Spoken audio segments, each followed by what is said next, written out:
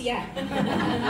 Luar biasa kami menyanyi, berlatih lagu itu kurang lebih berapa lama ya Ibu ya? 2 tahun.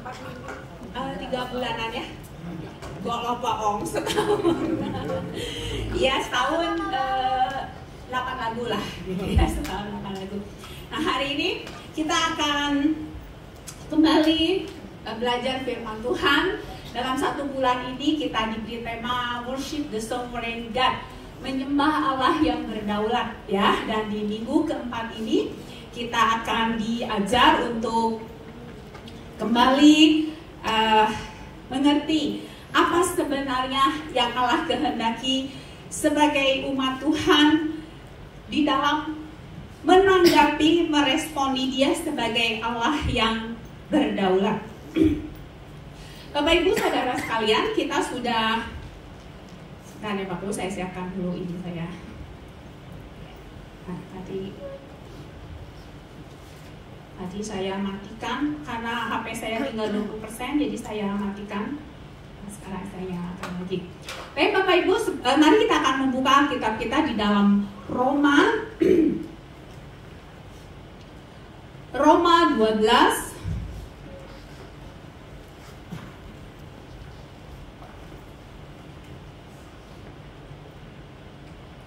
ya, Roma 12 ayatnya yang pertama. Roma 12 ayat pertama.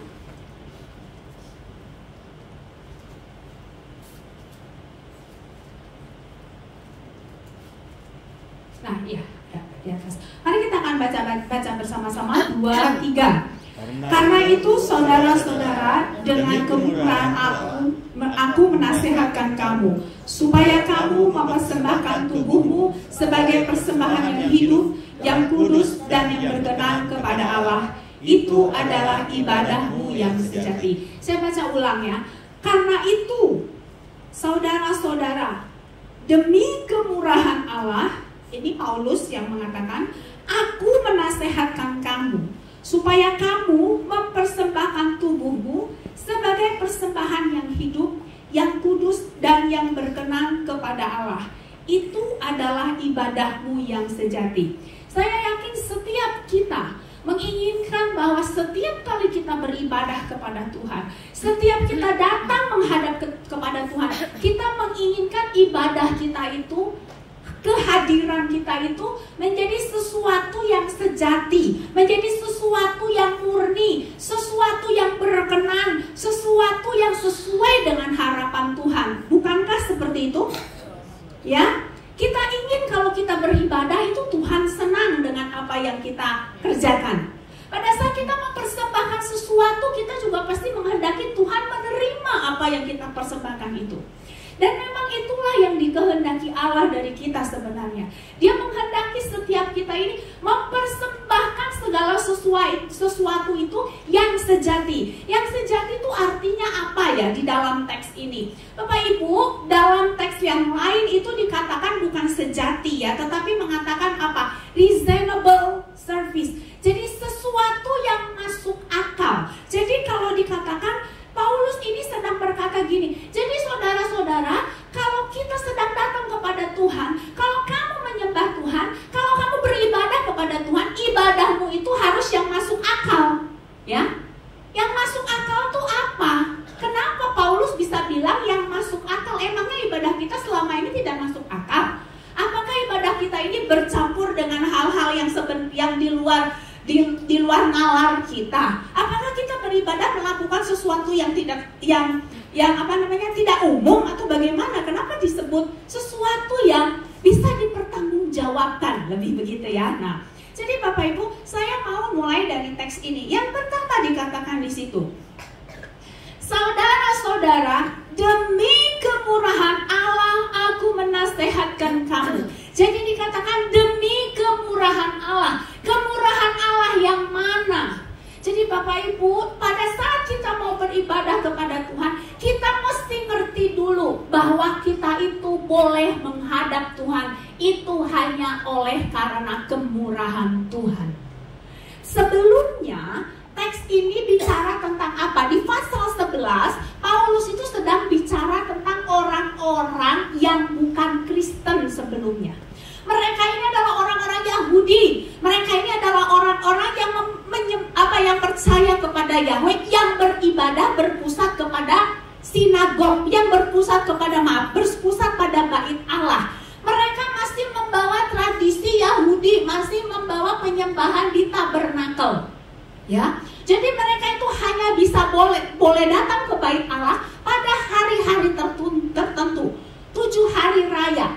Lalu kalau mereka datang ke rumah Allah, mereka itu harus dengan aturan tertentu, tidak boleh sembarangan. Nggak boleh juga kan itu ruang ibadah itu di dalam tabernakel itu ada halaman depan, ada ruang kudus, ada ruang maha kudus, dan tidak sembarangan orang boleh masuk ke dalam. Hanya imam besar yang masuk ke dalam setahun sekali. Orang-orang biasa di luar-luar aja. Ya. Jadi pada saat itu lalu kemudian Kristus datang. Waktu Kristus datang, dia sudah menghentikan semua itu, ya. Makanya Paulus dikata, oleh kemurahan Allah aku menasihatkan kamu. Kemurahan yang mana? Kemurahan Allah yang sudah membawa kita, yang sudah menolong kita untuk menyembah Tuhan, tidak lagi dengan aturan-aturan yang lama. Kita tidak lagi terjebak dengan harus ini, harus itu. Kita tidak lagi harus mewakilkan diri kita kepada imam. Kita bisa hadir dan langsung menghadap Tuhan. Kita bisa beribadah dengan diri kita. Maka di sini dikatakan supaya kamu mempersembahkan tubuhmu. Bapak Ibu, Paulus tidak bilang begini kepada orang-orang yang mulai percaya itu. Mereka yang meninggalkan agama mereka, kepercayaan mereka yang lama tidak begini. Supaya kamu beribadah supaya kamu mempersembahkan persembahan ke bait Allah di Yerusalem. Tidak. Pada masa itu, ini surat ini dibuat sebelum 70. Jadi bait Allah itu masih berdiri. Jenderal Titus belum menghancurkannya. Orang-orang Israel masih datang untuk menyembah Tuhan itu ke situ semua. Tapi Paulus waktu itu sudah ngomong begini, supaya kamu mempersembahkan tubuhmu. Ya, tubuhmu. Bapak Ibu perhatikan kata kamu. Di sini banyak saudara-saudara, dengan kemurahan Allah aku menasihatkan kamu supaya kamu mempersembahkan tubuhmu, ibadahmu. Ini menunjuk kepada personal. Kamu. Jadi ibadah itu Bapak Ibu sifatnya itu personal. Ibadah itu bersifat pribadi. Tubuhmu. Bapak Ibu hari ini membawa tubuh kan? Ya. Jadi waktu kan tidak ada yang di sini cuma rohnya doang. Nggak ada. Tapi semua kita ada dengan tubuh kita. Jadi waktu dikatakan tubuhmu sebagai persembahan yang hidup. Mengapa hidup? Waktu Paulus berkata begini, dia sedang ngomong begini. Kamu tahu kan, sebenarnya persembahan tubuhmu yang hidup, dia sedang berbicara kepada orang Israel yang punya konteks persembahan di masa lalu. Kalau datang ke rumah Tuhan itu harus bawa persembahan binatang, ya kan? Binatang itu harus boleh mati atau tidak? Nggak boleh, harus yang hidup. Lalu binatang yang hidup itu disembelih dan akhirnya mati. Tetapi tuh sekarang Paulus bilang gini, supaya kamu membawa tubuhmu sebagai persembahan yang hidup. Jadi kita ini persembahan yang hidup Bapak Ibu. Kenapa kita hidup? A living sacrifice. Bukan, sebenarnya kita ini sudah mati sebenarnya oleh dosa. Ya, kita menjadi hidup bukan karena kemampuan kita Bapak Ibu. Jadi waktu sebagai persembahan yang hidup, persembahan yang seperti apa yang hidup itu? Apakah sebagai persembahan ya seperti ini gitu? Bukan, maksudnya adalah persembahan yang hidup adalah kamu hidup, bukan lagi hidup seperti yang lama. Kamu sudah ditebus oleh darah Kristus. Yesus sudah menggantikan engkau dan saya. Sehingga kita tidak perlu lagi datang ke rumah Tuhan membawa persembahan, membawa korban, membawa binatang, lalu itu menggantikan kita, darahnya dicurahkan. Tidak, tetapi kemudian binatang ini mati, kita sudah digantikan. Manusia lama kita sudah mati, digantungkan di kayu salib bersama Kristus dan kita menjadi hidup. Nah, persembahan hidup yang seperti demikianlah yang harus kita persembahkan kepada Tuhan. Itu sebabnya orang yang belum percaya kepada Tuhan tidak bisa mempersembahkan apapun kepada Yesus. Karena dia masih mati. Segala sesuatu yang baik, segala sesuatu yang mulia, bahkan seluruh harta dia berikan kepada Tuhan Yesus. Kalau dia tidak percaya Tuhan Yesus sebagai Tuhan dan Juru Selamat, persembahannya tetap mati. Karena yang membuat kita hidup bukan hanya sekedar nyawa ini. Engkau dan saya hidup karena diberi hidup oleh Tuhan Yesus. Sampai pada akhirnya kita mati pun kita tetap hidup. Amin. Jadi waktu membawa persembahan, itulah persembahanmu yang hidup. Itu adalah persembahan dari orang yang sudah menyadari hidupnya adalah karena anugerah Kristus semata. Dia sudah mati untuk dosanya, tetapi hidup oleh Kristus. Jadi kita tidak lagi makanya ada bagian dari Alkitab berkata, bukan aku lagi, tetapi Kristus yang hidup di dalam aku. Persembahan yang demikianlah yang disebut persembahan yang hidup. Kemudian dikatakan di sini ada persembahkanlah tubuhmu.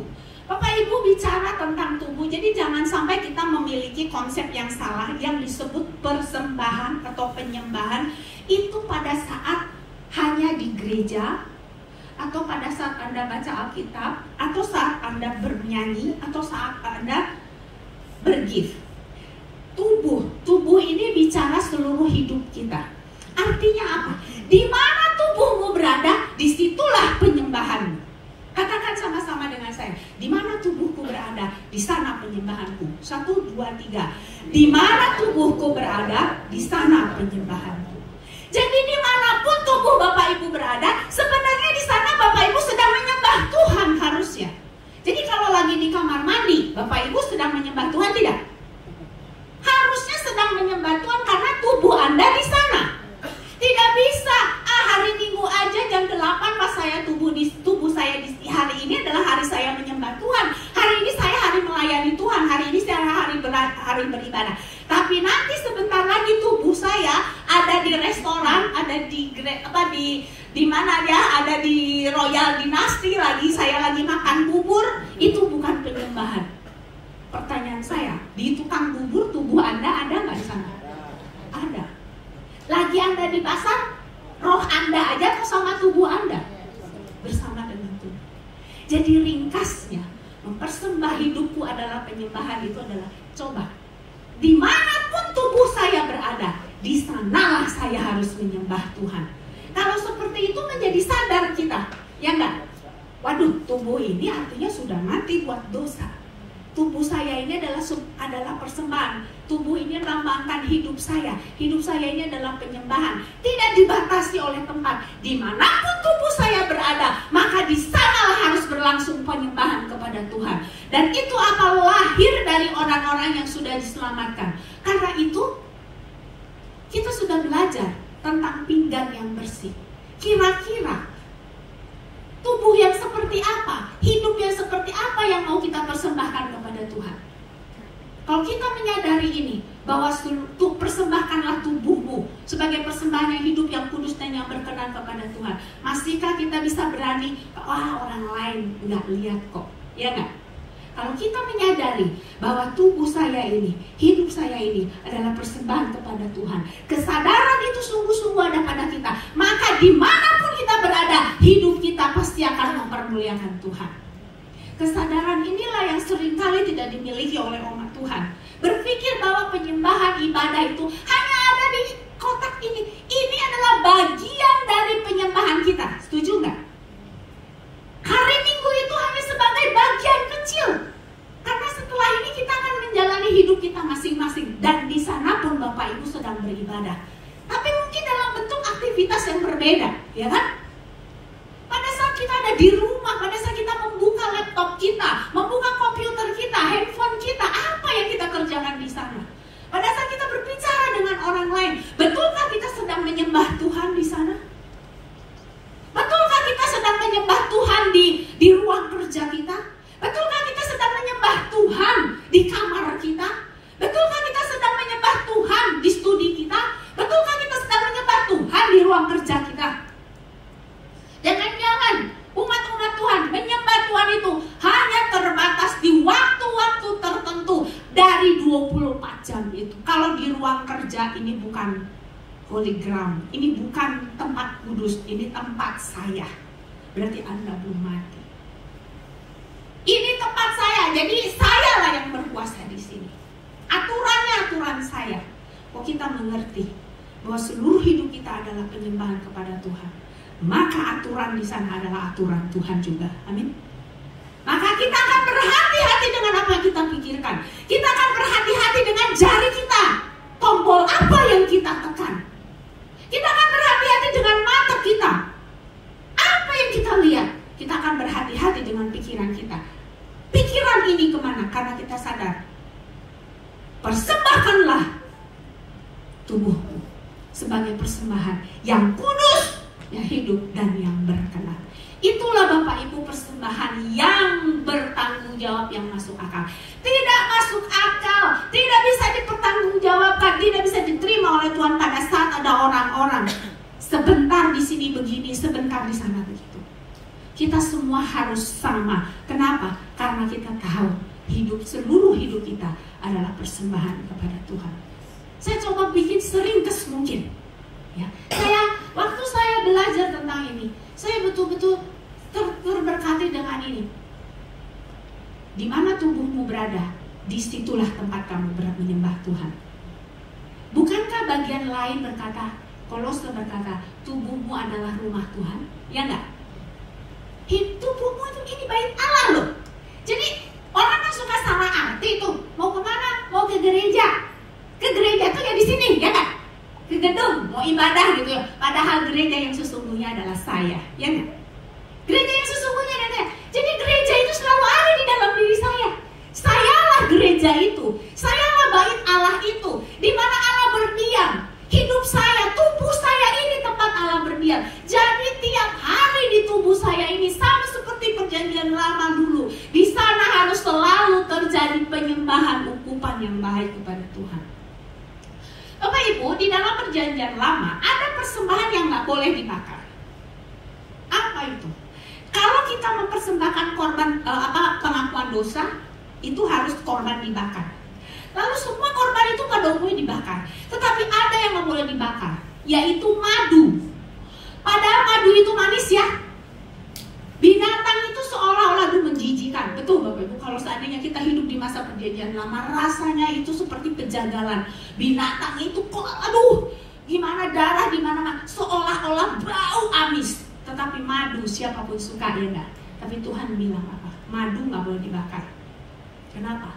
Kalau madu dibakar, itu asapnya hitam dan kemudian jadi lengket. Tapi kalau binatang dibakar, dia habis semua. Semua binatang itu dibakar, habis semua. Wanginya itu naik ke surga. Apa artinya? Jangan sampai seolah-olah kita menampilkan hal-hal yang manis seperti madu. Tampak baik, tampak mulia, tampak indah, tampak semuanya menyenangkan. Giliran dipersembahkan di hadapan Tuhan, dibakar di hadapan Tuhan, yang keluar adalah asap yang hitam, lengket, dan Tuhan bilang, maaf, tidak berkenan. Tidak semua yang baik, tampak manis menurut manusia itu berkenan kepada Tuhan. Tetapi yang berkenan kepada Tuhan adalah seperti binatang itu tadi, habis dibakar, darahnya tercurah, tidak ada lagi sisa untuk dirinya. Inilah persembahan yang hidup, yang kudus, yang berkenan. Bukan soal tampak luar Bapak Ibu, demikian juga kita beribadah di tempat ini. Bukan soal gagah-gagah, soal bagus-bagusan, bukan soal apa. Bukan berarti itu tidak penting, itu menjadi penting karena kita ingin memberi yang terbaik. Tetapi di balik semua itu, jangan sampai hanya manis di luar, tapi giliran diuji oleh Tuhan dengan api, yang tampak adalah gelap, hitam, dan asapnya tidak menyenangkan Tuhan. Mari Bapak Ibu, saudara-saudari sekalian, menyadari di mana tubuhku berada, di sanalah penyembahan itu harus terjadi. Penyembahan itu harus apa? Kalau saya mau penyembahan saya diterima oleh Tuhan, maka saya harus hidup kudus, benar seperti yang Tuhan mau. Itulah yang berkenan kepada Tuhan. Bapak Ibu, hidup kita hanya bergantung kepada kemurahan dan perkenanan Tuhan. Amin. Jadi mari belajar. Tidak perlu menampilkan orang yang bisa tampak benar menurut Tuhan. Dan juga kalau kita benar menurut Tuhan, hikmat bijaksana Allah turun atas kita, maka kita pun bisa jadi benar dan baik di depan sesama. Ya nggak? Yang utama Tuhan. Buat apa kita menampilkan sesuatu yang manis, yang indah, tapi sebenarnya pada saat diuji oleh apinya Tuhan itu tidak berkenan? Itu apa? Ya. Saya berharap mungkin hanya satu kalimat itu yang Bapak Ibu bisa ingat tadi. Tubuhku. Di mana tubuhku berada? Di sana penyembahanku. Dimanapun tubuh saya berada, di sana penyembahan. Ingat ini Bapak Ibu. Bapak Ibu, tidak seorang pun pernah tahu apa yang akan terjadi besok hari. 2 detik ke depan kita tidak tahu. Tetapi kalaupun 3 detik, 3 jam ke depan kita nggak tahu. Kalau kita memiliki kesadaran ini, 3 jam ke depan pun kesadaran tubuhku adalah di mana tubuhku berada, di sana kemuliaanku, di sanalah penyembahanku. Berarti di mana Anda sedang berada, di sana terjadi penyembahan. Bayangkan kalau kita tidak aware dengan itu, tubuh kita ada di mana, lalu kita melakukan sesuatu yang tak berkenan kepada Tuhan. Kalau masa anugerah itu selesai sudah. Ya, kita tidak pernah tahu sampai kapan anugerah Tuhan berlangsung dalam hidup kita. Itu sebabnya jemaat BFC, mungkin kita berkata, tas ibu Henry masih gak marah. Saya tidak marah tidak. Toh ini juga pembelajaran buat saya. Jadi Bapak Ibu agak keras karena ini juga tempelakan buat saya, bukan hanya untuk buat saya juga. Betapa saya juga harus menyadari betul di mana tubuh saya berada. Di sanalah altar penyembahan saya. Saya berhadapan dengan anak saya sedang menyembah Tuhan. Saya ngomong dengan dia, walaupun saya marah seperti apa, saya harus mengerti saya pun sedang menyembah Tuhan. Maka saya harus mengendalikan kemarahan saya dengan benar. Saya berada di satu tempat di mana menurut saya tidak nyaman di sana.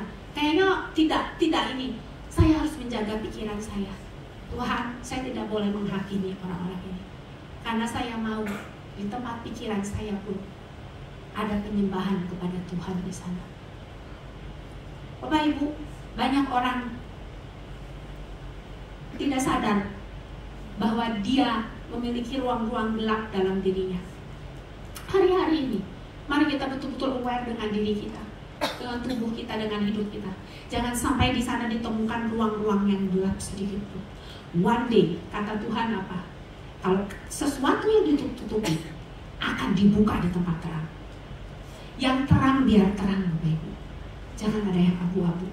Meskipun itu menyakitkan awalnya, tapi mari belajar. Saya mau jadi terang Tuhan. Tubuh saya ini, hidup saya ini mau menjadi sesuatu yang baik di hadapan Tuhan. Jadi apapun yang saya taruh dan saya bawa dalam hidup saya menjadi sebuah persembahan. Giliran Tuhan uji itu dengan api dibakar, maka sebuah aroma harum naik di hadirat-Mu, mempermuliakan dan memperkenan nama Tuhan. Kristus sudah mati buat engkau dan saya. Hidup kita sudah dibenarkan. Maka kita adalah orang-orang yang dinanti-nantikan oleh Tuhan, membawa hal yang benar untuk jadi sebuah persembahan. Oleh sebab itu gereja kita mengajar bagaimana caranya supaya hidup saya ini selalu menjadi sebuah penyembahan. Didasari dengan kesadaran tadi, tubuhku, di mana tubuhku berada, di sanalah harusnya ada penyembahan. Yang pertama, di minggu pertama kita sudah belajar apa? Carilah wajah Tuhan. Dengan segala keberadaan kita, Bapak Ibu, kita seringkali kesadaran bahwa tubuh saya ini adalah altarnya Tuhan, tempatnya Tuhan untuk dipuji, bisa lupa, ya enggak? Karena apa? Di sana kan kita ini masih manusia berdosa, ya enggak? Kadang-kadang pikiran, perasaan, kehendak kita lebih berkuasa daripada kebenaran itu. Roh Kudus itu kadang-kadang suaranya lebih kecil daripada roh daging kita, ya kan? Itu sangat manusiawi. Oleh sebab itu, karena kita menyadari kelemahan itu, mari memiliki waktu khusus untuk mencari wajah Dia. Itu kita sudah pelajari di minggu pertama.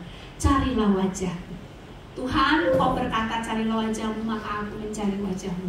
Pada saat dikatakan mencari wajah Tuhan, bukankah setiap kali kita ada sebelum pulang dari tempat ini kita menerima berkat, dan formulanya berkata Tuhan memberkati engkau, Tuhan melindungi engkau, Tuhan menyinari engkau dengan wajahnya. Lalu Tuhan menghadapkan wajah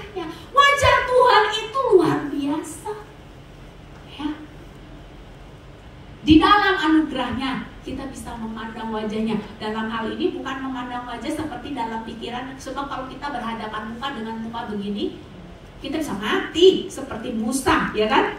Tetapi di dalam anugerahnya, wajah Tuhan itu menghadap kepada kita. Yang kedua dikatakan apa? Kalau wajah Tuhan itu kita cari, maka kita mesti mesti sealur. Jadilah pinggan yang bersih. Artinya apa? Saya kemarin menganalogikan, Bapak Ibu menyadari tentang pinggan ini. Bapak Ibu, ini ada piring nih. Ini kita lagi mau makan misalnya, bubur aja lah.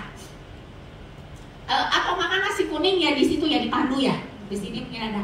Ini nasi kuning di tempatnya Bu Silvi itu. Piringnya habis, terus di sebelah sini cucian piring ada yang numpuk. Bapak Ibu, menurut Bapak Ibu, terus tiba-tiba pegawainya ambil piring kotor itu, ya, piring kotor bekas orang lain itu, terus dia ambil nasi kuning buat ibu bapak, yang mbak, nasi kuningnya baru loh, lauk-lauknya baru, tapi piringnya, piring loh, piring, tetap piring ya, tempat untuk makan, barusan juga dipakai makan orang, terus ditaruh di situ. Menurut bapak ibu terima nggak makanan itu? Nggak mau. Ini pinggan, ini piring, tempat nasi betul, tapi kotor, ya nggak mau dong. Atau satu kali, ini saya cerita tentang saya tuh, ada cerita, pantas ya anak setegah ada jahil begini, kenapa ya? Jadi suami saya pernah cerita waktu dia kecil, mereka itu kalau waktu setiap libur sekolah kita pun begitu, lalu kita ke rumah opah kita ya, ke rumah makom, ke rumah eyang lah, ke rumah kakek nenek. Nah jadi si cucu-cucunya ini termasuk tuh suami saya selalu liburannya ke rumah itu. Lalu mertua saya perempuan masakkan bubur kacang hijau tanpa santan karena buat anak-anak. Lalu anak-anak ini duduk makan. Itu ditaruh di mangkok, ya, di mangkok makan. Nah, semua sudah makan. Datang tuh suami saya, ini cerita dari suami saya, sudah habis, semua pergi. Dia minta maaf ya, kencing di mangkok itu. Dan buburnya tuh masih ada sisa sedikit kali ya. Lalu tuh si mangkok itu di situ, lalu kakek dari suami saya itu lihat loh siapa yang belum habis gitu kan mungkin ya. Ternyata masih ada satu mangkok yang belum habis, yaitu mangkok dari punya almarhum suami saya. Masih ada sisa bubur dan ada kuahnya. Lalu si kakek ini bilang ini, si eyang ini, sus, karena mertua saya namanya Sulastri, sus, kalau mau anakmu buburnya nggak entek, itu loh buburnya anakmu nggak habis, itu dasar emak-emak ya, main makan aja kali ya, aduh sayang, main makan aja.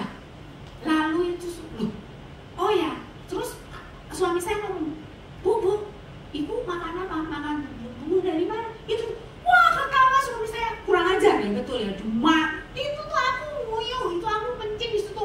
Wah dipukulin sama kakek dan sama ibu mertua saya. Coba deh, kan tidak layaknya.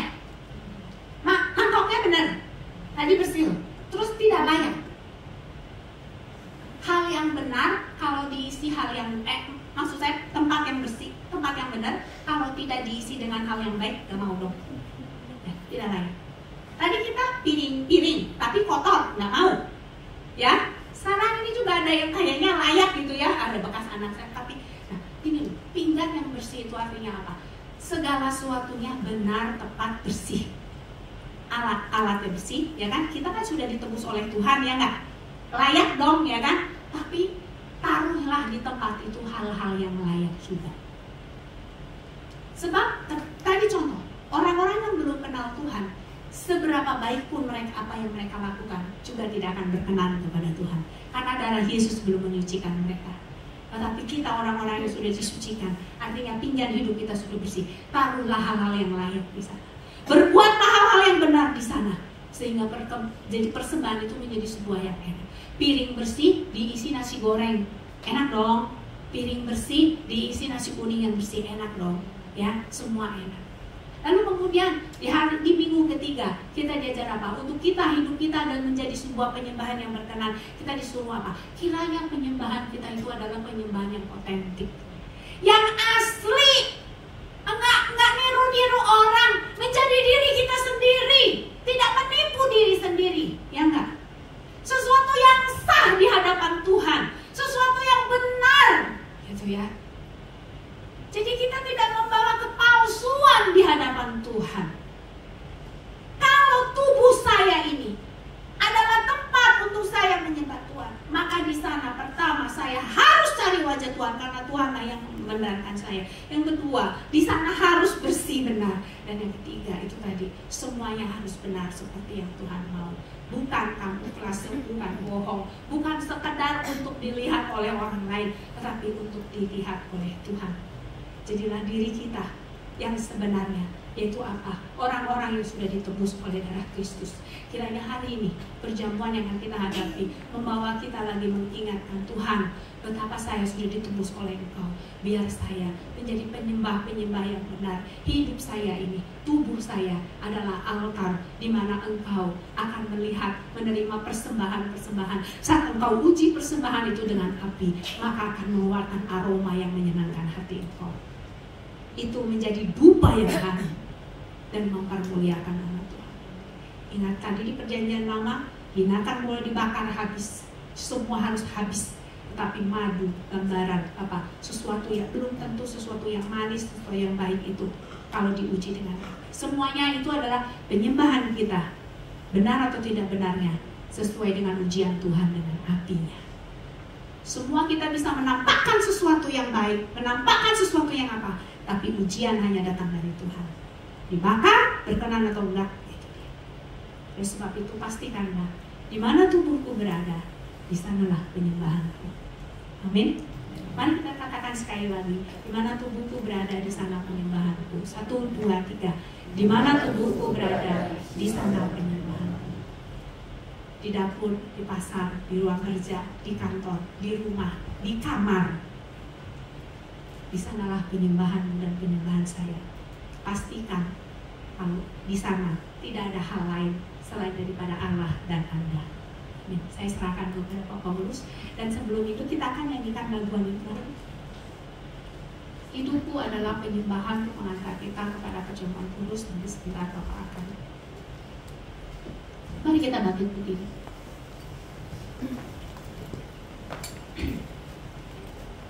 Pujian dan syukurku ku bawa padamu dengan rendah hati, ku persembahkan. Sadar bila ku ada hanya karena anugerah, bukan karena kekuatan.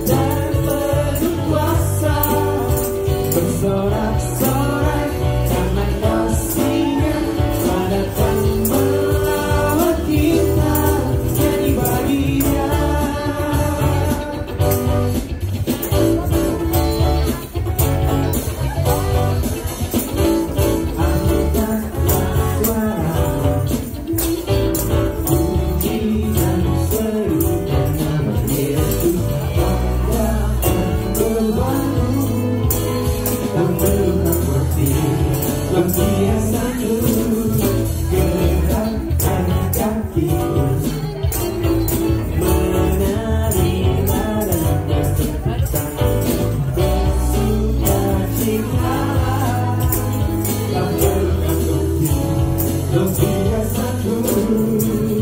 Sekarang nyanyikan kebesarannya yang kuat dan penuh kuasa.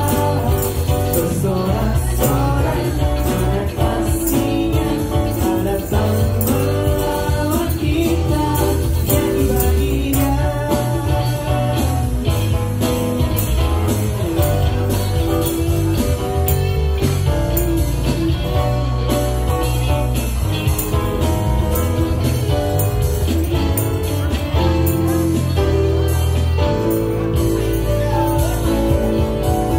Sekarang nyanyikan kebesarannya yang kuat dan penuh kuasa. Bersorak-sorai karena kasih-Nya telah datang melawat kita. Nyanyi bagi-Nya. Sekarang nyanyikan kebesarannya yang kuat dan